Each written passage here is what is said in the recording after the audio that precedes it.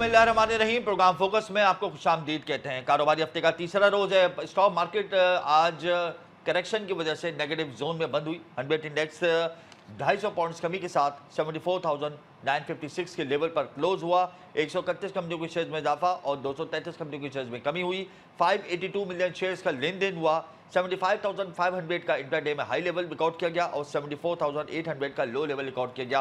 Closing 75,000 के level पे नहीं हुई, अच्छा साइन नहीं है।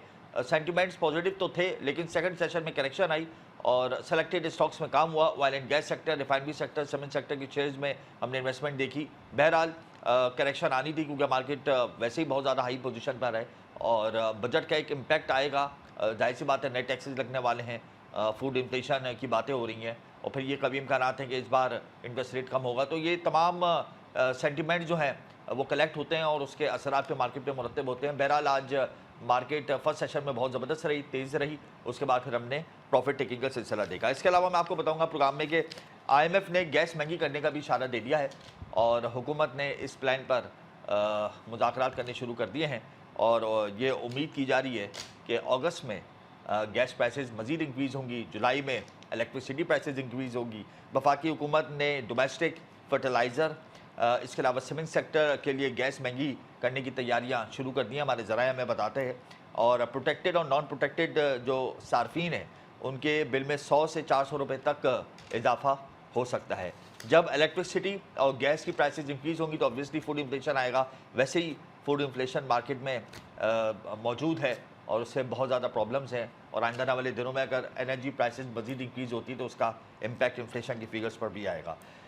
एक खुशाइन बात यह है कि स्टेट बैंक ऑफ पाकिस्तान ने दाद-ओ-शुमार जारी किए हैं बैंक डिपॉजिट्स के। बैंक डिपॉजिट्स की नई बुलंद तरीन सतह कायम हो गई है। पाकिस्तान में एक साल में बैंकिंग डिपॉजिट्स में 21% का बड़ा इजाफा हुआ है। 22% पे हमारा इंटरेस्ट रेट है। हर किसी की ख्वाहिश है कि वो मार्केट से पैसा उठा के बैंकों में लगा दे और जितना अर्न हो सकता है वो करे, तो इसी वजह से बैंकिंग डिपॉजिट मुसलसल बढ़ रहे हैं। अप्रैल 2023 में बैंकिंग डिपॉजिट्स 23,428 अरब रुपये थे। एक साल में बैंकिंग डिपॉजिट्स में 4,987 अरब रुपए का बड़ा इजाफा हुआ। बैंकिंग डिपॉजिट्स में मार्च 2024 के 28,321 अरब रुपए की बुलंद तरीन सतह टूट गई। एक माह में बैंकिंग डिपॉजिट्स में 94 अरब रुपए का इजाफा हुआ। अगर आइंदा आने वाले दिनों में इंटरेस्ट रेट में कुछ बेसिस पॉइंट्स की कमी होती है, जो एक्सपेक्टेशन है कि 50 बेसिस पॉइंट्स कम से कम हो सकते हैं, जो आइंदा नई मॉनेटरी पॉलिसी आएगी तो हो सकता है फिर ये बैंकिंग डिपॉजिट्स के नंबर डिक्रीज़ हों। इसके अलावा overseas investor chamber of commerce ने बजट तजावीज़ पेश कर दी हैं। हुकूमत को बैंक अकाउंट खोलने के लिए NTN नंबर लाजमी करार दिया जाए। OICCI ने एलामिया जारी कर दिया है।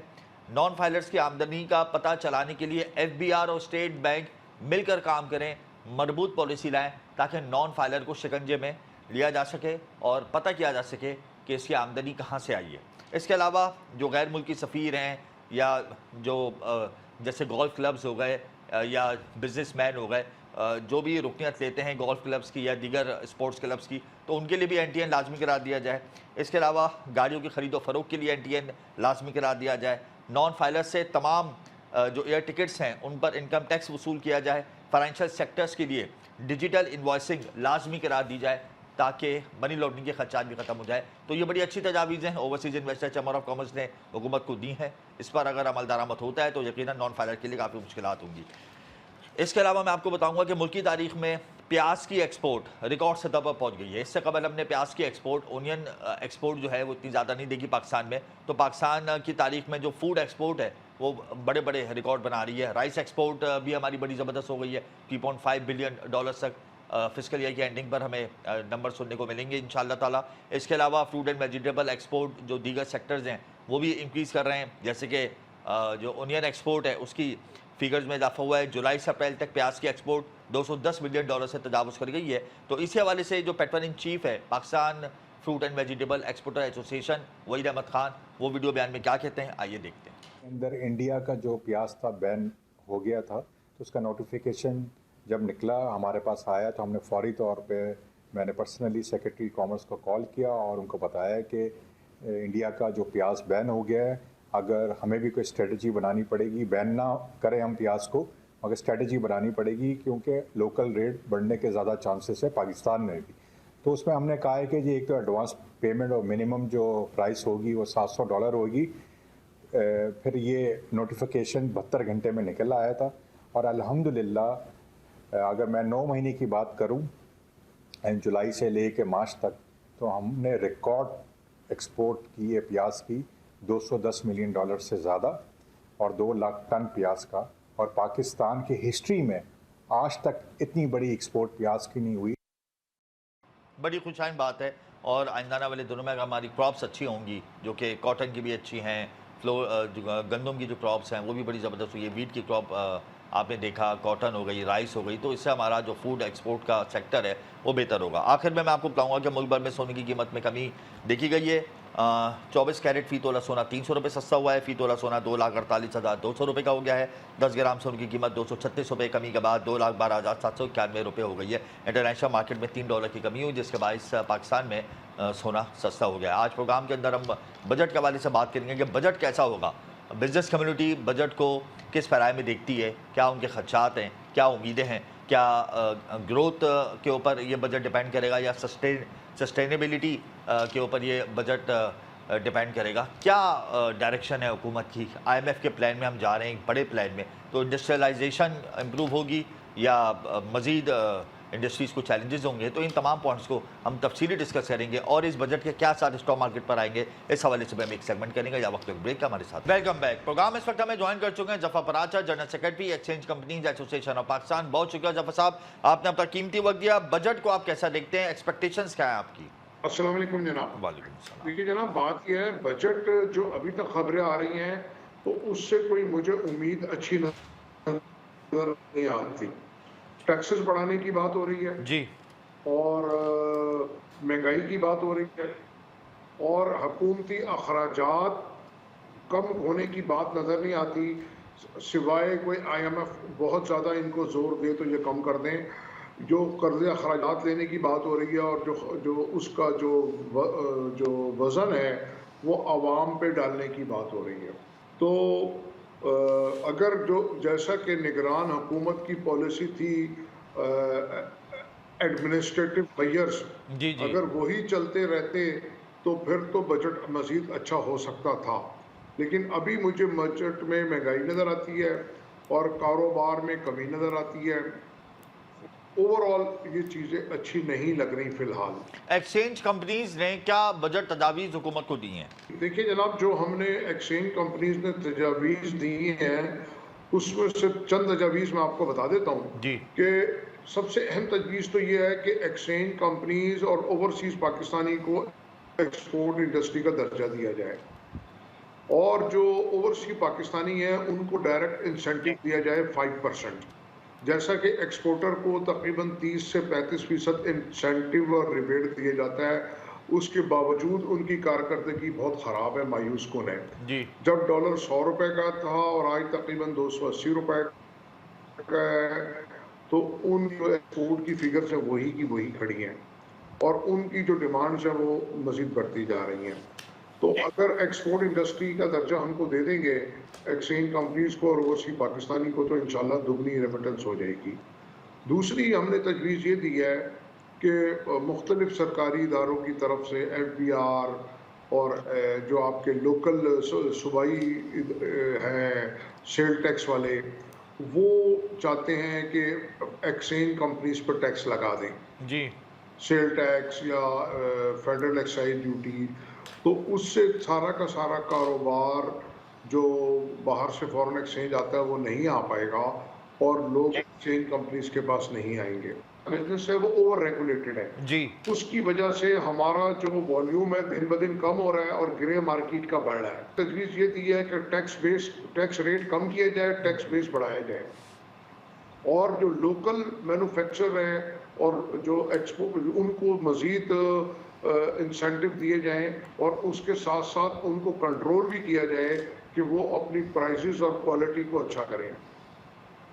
जो कार मैन्युफैक्चरर हैं उनके बारे में ये कहा है कि उन्होंने बिल्कुल कार्टेलाइजेशन की भी है और जो इर्द गिर्द पूरी दुनिया में अगर कोई गाड़ी $5,000 की है तो हमारे यहाँ वो गाड़ी $20,000 की है। जफर साहब ये बताएं कि आपने कहा है कि अभी तक आपको इंडस्ट्री का दर्जा नहीं दिया गया, माजी में मुख्तलिफ अदवार में एक्सचेंज कंपनीज डॉलर्स प्रोवाइड करती थी हुकूमतों को। जब डॉलर का बहरान पैदा हो जाता था, किल्लत पैदा हो जाती थी, लिक्विडिटी के मसाइल तो हमने माजी में भी देखे हैं, तो एक्सचेंज कंपनीज मैदान में आती थी और स्वैप सिस्टम के जरिए डॉलर्स प्रोवाइड करती थी हुकूमत को। फिर इंटरेस्ट रेट, मार्कअप रेट, जो भी आप लोगों के दरमियान एक मुआहदा तय पाता था, उस हिसाब से आप लोग डॉलर्स प्रोवाइड करते थे। उसके बावजूद भी आपको इंडस्ट्री का दर्जा नहीं दिया गया। वजह क्या है? कि इंटरनेशनल प्रेशर है, FATF का मसला था, एक्सचेंज कंपनी की कारकर्दगी बेहतर नहीं थी, वजह क्या बनती है?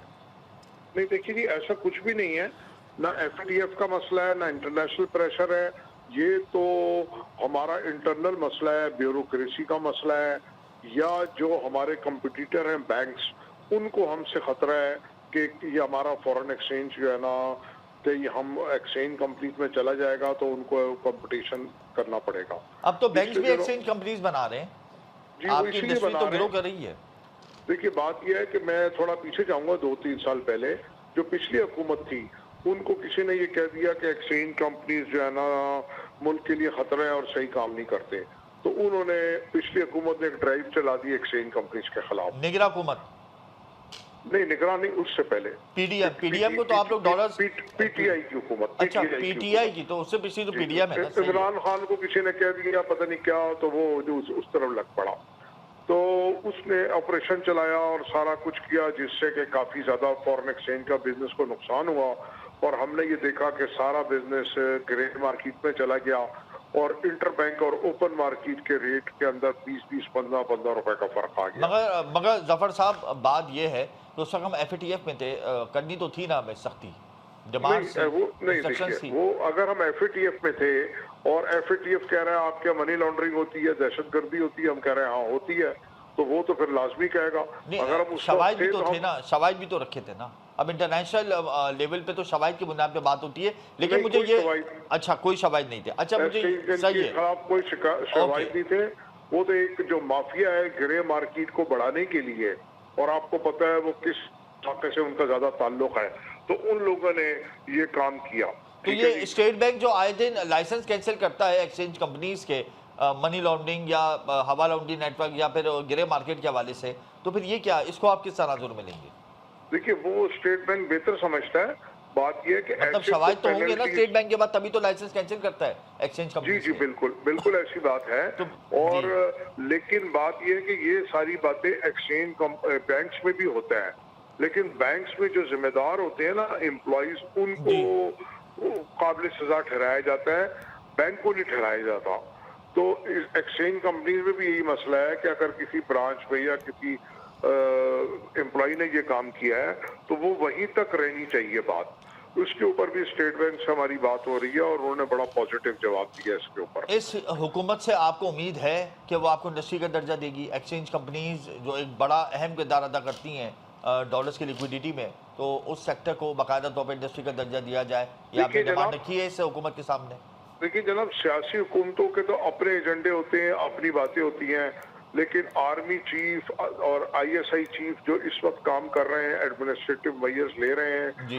और हर एक से वो क्लोज लाइजन में है बेहतरी के लिए, जी। तो उनसे हमें बहुत उम्मीद है। और जो अभी तक की बेहतरी आई है वो मैं समझता हूँ कि सिर्फ और सिर्फ ये आर्मी चीफ की वजह से आई है और ISI चीफ की वजह से, कि जो स्मगलिंग का रेट ठीक हुआ, डॉलर का रेट ठीक हुआ, पेट्रोल के दाम कम हुए, और आपके गंदम, चीनी, चावल, हर चीज आप देख रहे हैं महंगाई में कमी आ रही है। अच्छा, महंगाई में कमी आ रही है, ये सारा क्रेडिट आप देते हैं आर्मी चीफ को और ISI आर्मी चीफ को। और अच्छा। मैं कहता हूं कि इन सियासी हुकूमतों को, सियासी लोगों को उनका शुक्रगुजार होना चाहिए सही है। कि उन्होंने मुल्क को ट्रैक पे चढ़ा के इनको दिया है। वो कि अब ये वापस अपनी लड़ाइयों की वजह से, अपने अब तो मफादात IMF की के वजह प्लान से, में दाखिल हो गए ना, तो IMF की इंस्ट्रक्शंस को भी फॉलो करना जरूरी है। जी जरूरी है।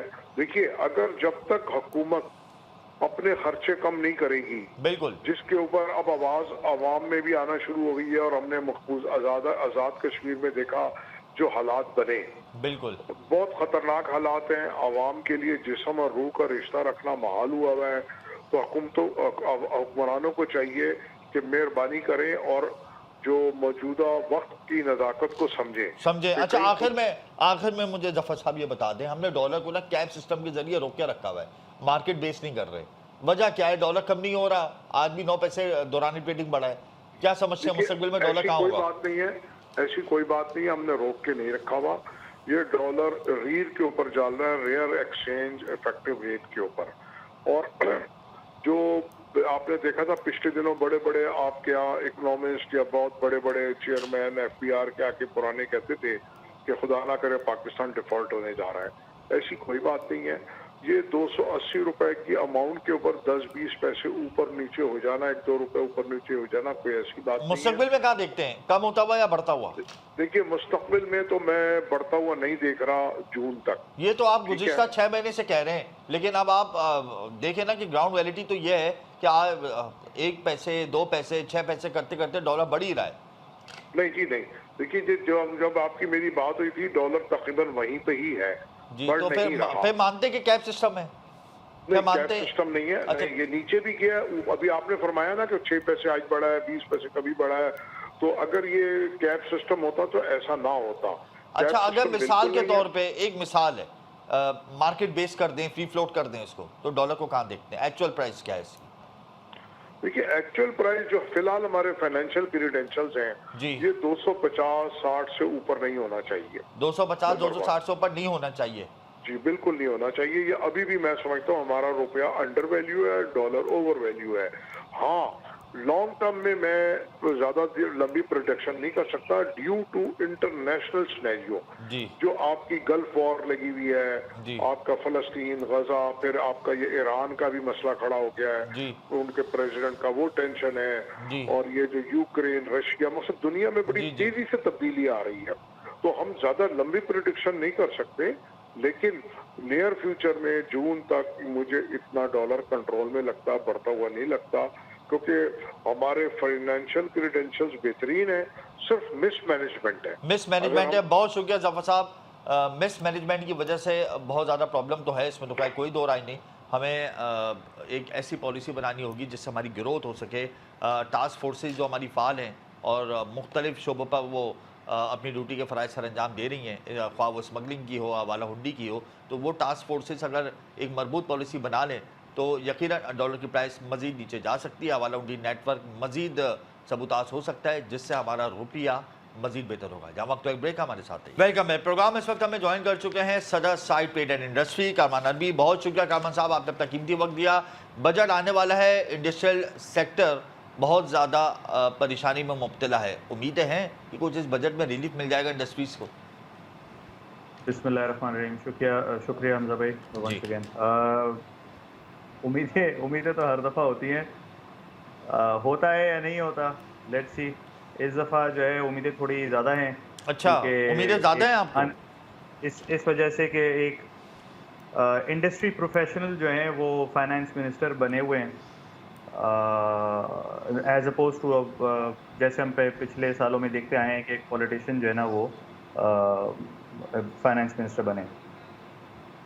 somebody who knows how the banking sector works, somebody who knows how economics work, तो उससे इसलिए उम्मीदें थोड़ी ज़्यादा हैं।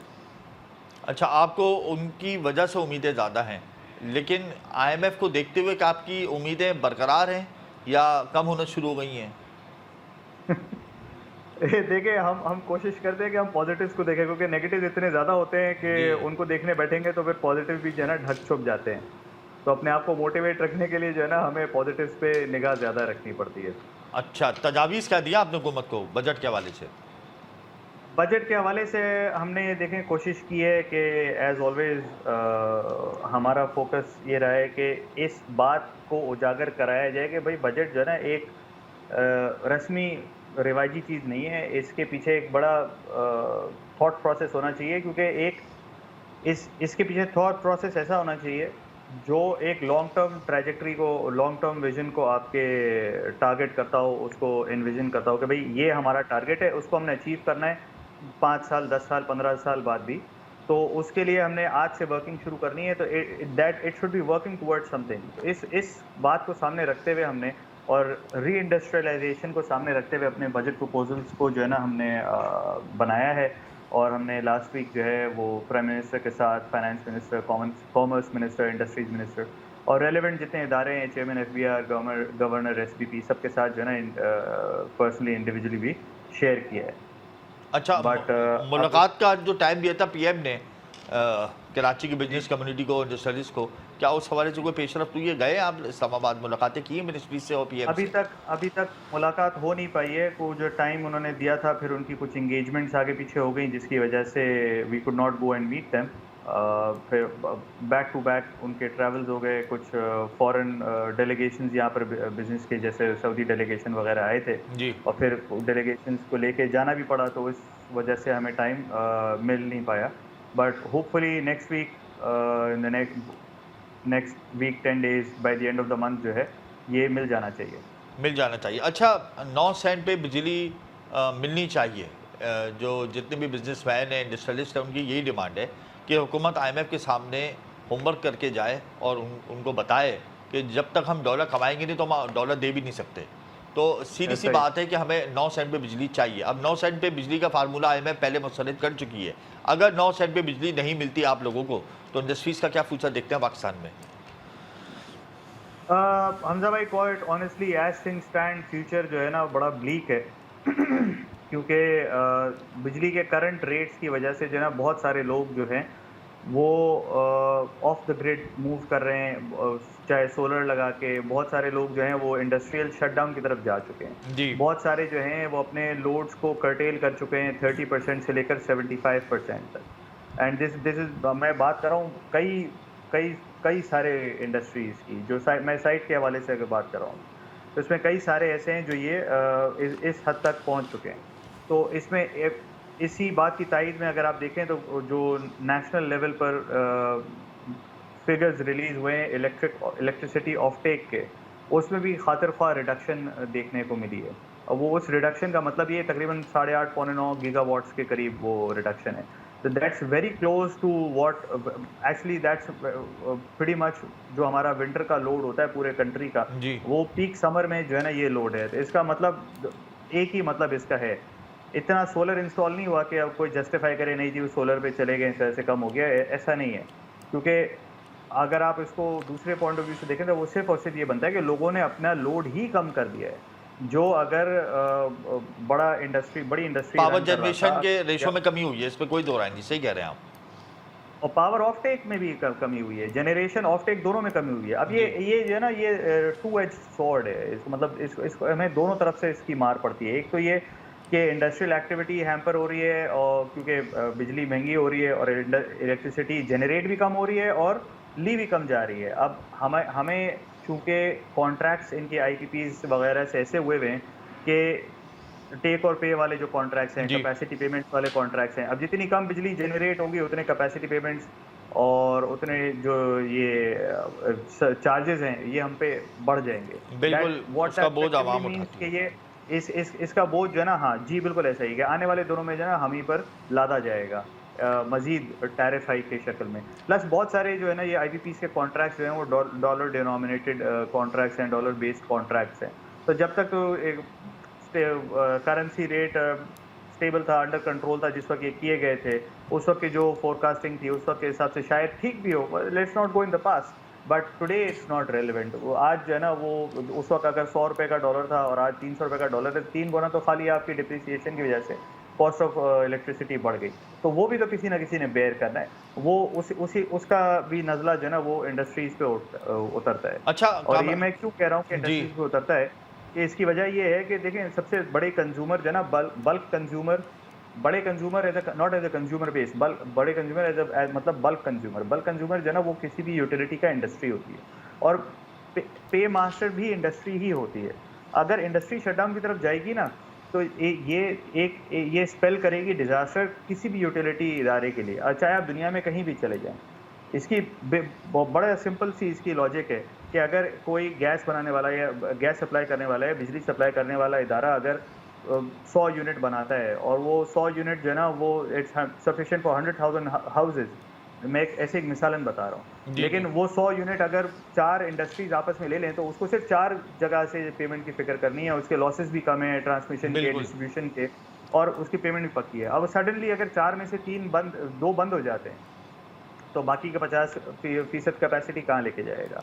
बिल्कुल तो ऐसे ये ही है। एक बहुत खतरनाक बहुत सिचुएशन खतरनाक है जिससे सिचुएशन है। अच्छा, इस खतरनाक सिचुएशन को सामने रखते हुए क्या हम अगले माली साल का एक्सपोर्ट टारगेट अचीव कर पाएंगे? क्योंकि इस माली साल का तो हमने अचीव नहीं किया 30 अरब डॉलर, तो अगले माली साल के हवाले से आप क्या एक्सपेक्टेशन रखते हैं?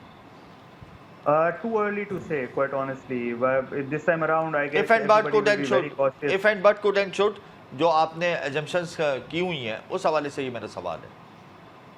देखिए, assumptions का इस दफ़ा मैं यही कह रहा हूँ कि हर कोई अपनी assumption में बड़ा क्योंकि cautious बिजली होगा भी महंगी हो जाएगी अगले महीने, अगस्त में बहुत गैस भी सारे- महंगी हो जाएगी, बिल्कुल फूड ऐसे इन्फ्लेशन का बहुत पहाड़ सारे- खड़ा हुआ है हमारे सामने, इंटरेस्ट रेट 22% से 50 बेसिस पॉइंट कम हो सकता है। वो एक 50 बेसिस पॉइंट से मुझे कुछ नहीं भी लगता नहीं कि होगा, इतना बिल्कुल। ज़्यादा खातर इम्पैक्ट बिल्कुल। पड़ेगा। हाँ, अगर एक कोई ट्रैजेक्टरी मिलती है कि भाई periodically every few weeks, every 1 month और 2 मंथ्स इतने बेसिस पॉइंट्स एक का अगर ये इंडिकेटिव भी दे दें कि लेकिन वो मुश्किल हो जाएगा देना शुरू हो कामरान जाएगा। साहब, वो मुश्किल हो जाएगा तो ऐसा ही क्योंकि है। बिजली और गैस की कीमतों में Practical इजाफा नहीं है। होगा। बिल्कुल। तो क्या आप समझते हैं कि अगले माली साल के इख्तिताम तक हम एक्सपोर्ट का टारगेट अचीव कर पाएंगे इस साल जो हम नहीं कर सके? I don't know, honestly it's too early to say. जब तक गवर्नमेंट अपने बजट प्रेजेंट नहीं करती और अपनी साइड ऑफ द पिक्चर नहीं, अपने कार्ड्स बेसिकली अगर हालात अगर इसी तर्ज पर चलते हैं, बिजली और गैस महंगी होती रहती है, तो आप समझते हैं कि और 9 सेंट पे बिजली आपको मुहैया नहीं होगी, तो आप समझते हैं कि अगले साल आप एक्सपोर्ट का टारगेट अचीव कर लेंगे या मुश्किल है, नामुमकिन है? हमजा भाई, अगर करंट ट्रेंड पे सिचुएशन चलती रही, एज थिंग्स स्टैंड, स्टेटस को मेंटेन रहा कि गैस की सिचुएशन, प्राइसिंग में अवेलेबिलिटी दोनों के हवाले से यही रही, बिजली की कंडीशन प्राइसिंग के हवाले से यही रही, और जो इन्फ्लेशनरी मेजर्स हैं उसके हवाले से यही रही, इंटरेस्ट रेट हो गई या कोर इन्फ्लेशन हो गई, तो बहुत ज़्यादा मुश्किल लग रहा है कि हम अपने एक्सपोर्ट टारगेट को 80% तक भी अचीव कर पाएँ। बहुत शुक्रिया कामरान साहब, आपने अपना कीमती वक्त दिया।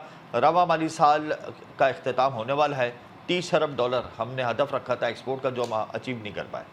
अगला जो एक्सपोर्ट का हदफ रखा जा सकता है एक्सपोर्ट का, वो हमारे ज़रा हमें बताते कि 31 से 32 अरब डॉलर है, वो भी हम अचीव शायद ना कर पाएँ अगर यही हालात रहें। बहरहाल इस हवाले से हुकूमत इस बजट में क्या करने वाली है ये चंद दिनों के बाद पता चल जाएगा, लेकिन एक बात तो तय है कि सनतों को बिजली 9 सेंट या 10 सेंट पर मुहैया करने से हम अपनी एक्सपोर्ट बहुत तेज़ी से ग्रो करेंगे, जो बहुत तेज़ी से गिर गई हैं। यह वक्त तो एक ब्रेक का, हमारे साथ है।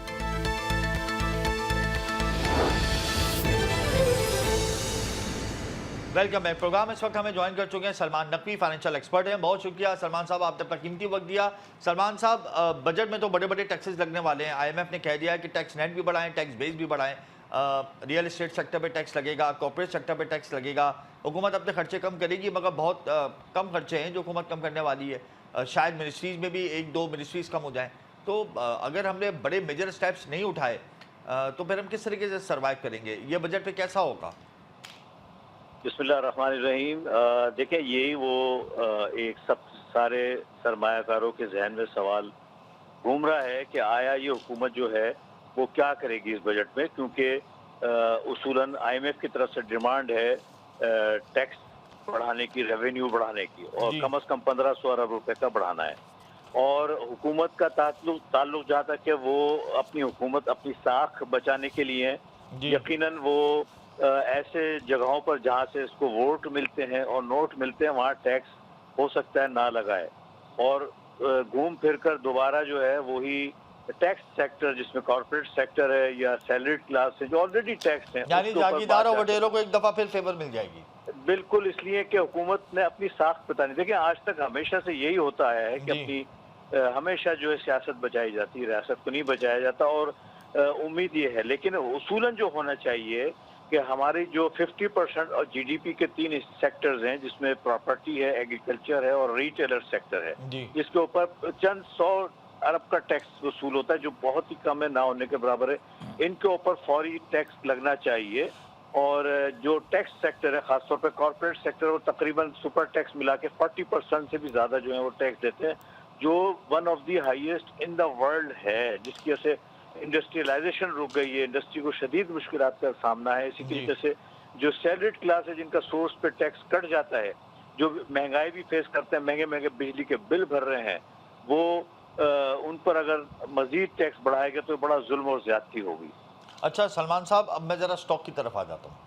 जी। बजट अगर मुश्किल आता है, स्टेबलाइज बजट की चले मैं एक्सपेक्टेशन कर लेता हूँ कि ये हो सकता है स्टेबलाइज बजट हो, लेकिन अगर स्टेबलाइज भी नहीं आता और बिल्कुल आईएमएफ की डिक्टेशन पर आता है तो उसके क्या असरात स्टॉक मार्केट पर आएंगे?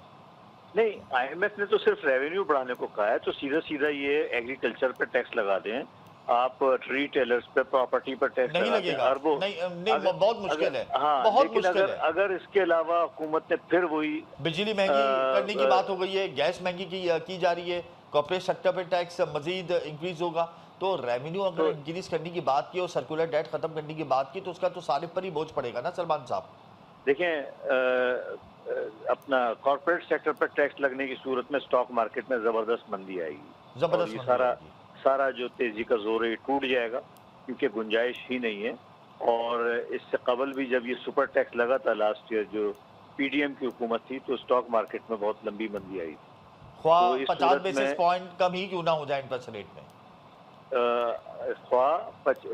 इंटरेस्ट रेट में 50 नहीं, बेसिस मैं पॉइंट कम ही क्यों ना हो जाए, नहीं, वो भी वो कवर नहीं कर वो पाएगा। मिटिगेट हो जाएगा सर, उसका कोई असर नहीं होगा। जी। और जो है वो स्टॉक मार्केट में जो है वो मंदी का सामना करना पड़ेगा।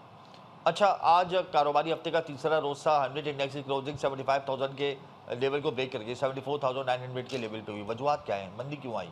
नहीं, मार्केट वही है। सबसे पहले तो जैसे आपने बजट का जिक्र किया है, कॉशियस अप्रोच है लोगों की कि बजट कैसा होगा, कितने किस उस पर होगा। फिर दूसरे फौरन जो बजट के बाद जो चीज़ इंपॉर्टेंट है वो आईएमएफ से डील है, किस टर्म्स एंड कंडीशन पे हो रही है, नहीं हो रही है। ये वो बड़े बुनियादी सवालात हैं जो हमारी पूरी मईशत के लिए नहायत अहम है। तो जी। इस वक्त स्टॉक मार्केट नहीं बल्कि तमाम बिजनेस कम्युनिटी, बिजनेस एक्टिविटीज जो है वो स्लो डाउन हो गई हैं और रुक गई हैं और वेट कर रही हैं कि जब तक कि ये दोनों चीजें ना हो जाए उस वक्त तक कोई एक्टिविटी ना करे। यही सिलसिला स्टॉक मार्केट का है, क्योंकि स्टॉक मार्केट जो है वो ओवरबॉट जोन में चल रही है और माशाल्लाह मुसलसल तेजी होती आ रही है पिछले कई सेशन से। जी। तो लिहाजा इस वक्त यकीनन इन्वेस्टर ये कोशिश करेगा, वेट करेगा जब तक कि ये दोनों मरहले जो हैं वो तय ना हो जाएं, उसके उससे कबल स्टॉक मार्केट में एक्टिविटी नहीं करेगा। आखिर में ये बता दें कि अगर मार्केट में करेक्शन आती है तो कहाँ तक आ सकती है, और अगर मार्केट ऊपर जाती है तो कहाँ तक जा सकती है, आपका देखें क्या तजुर्बा है? देखें अगर ये जिस तरह के कॉर्पोरेट सेक्टर या ऐसी कोई चीज जो स्टॉक मार्केट को हिट करेगी, तो इस वक्त हम ऑल टाइम हाई पर चल रहे हैं, तो 10% की करेक्शन में 5-6 हजार पॉइंट की बनती है। उस सूरत में 4-6 करेक्शन हजार पॉइंट की करेक्शन से मुराद क्या है, इंक्रीज या डिक्रीज? डिक्रीज, अगर अगर टैक्सेस लगे स्टॉक के, यानी कि अगेंस्ट द इन्वेस्टमेंट टैक्सेस लग जाते हैं, कॉर्पोरेट सेक्टर पे अगर टैक्स बढ़ता है तो जी। मार्केट में एक जबरदस्त मंदी आएगी और 5-7% मार्केट जो है फौरन घट जाएगी।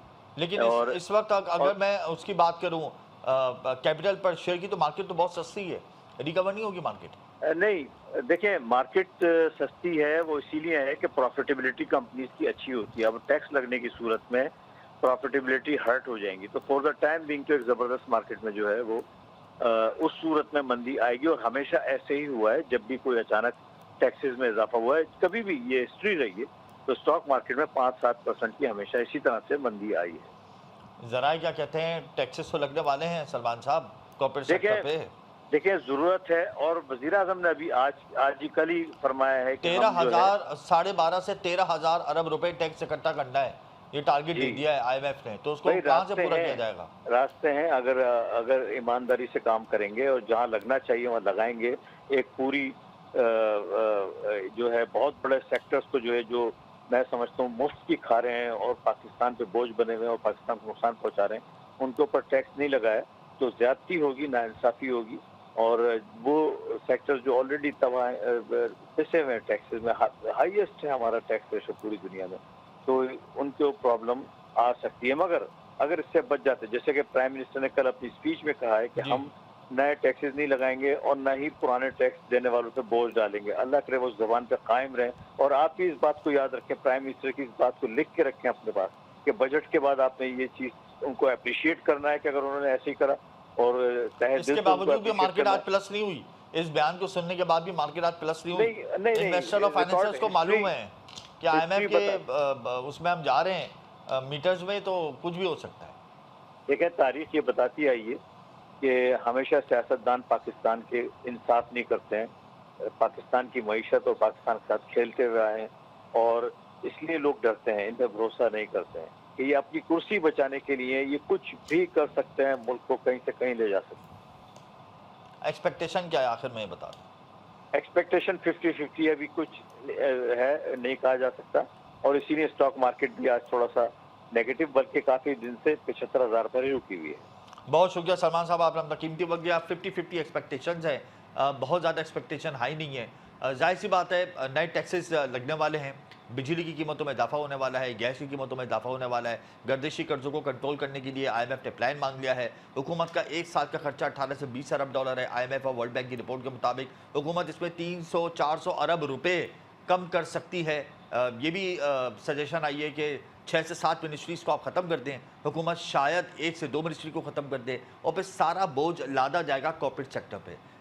एग्रीकल्चर सेक्टर पे इनकम टैक्स लगना चाहिए, रियल एस्टेट सेक्टर पे टैक्सेस लगने चाहिए, होलसेलर, रिटेलर, डॉक्टर्स, वकीलों, इन सब पे टैक्सेस लगने चाहिए, इनको टैक्स नेट में लाना चाहिए, नॉन फाइलर्स को शिकंजे में लाना चाहिए। NTN नंबर के हवाले से जो OICCI ने आज तजावीज़ पेश की हैं हुकूमत को, उस पर अगर मनोहन अमल हो जाता है, NTN मस्ट हो जाता है, तो मैं समझता हूँ कि बहुत से नॉन फाइलर जो है वो फाइलर्स बन जाएंगे।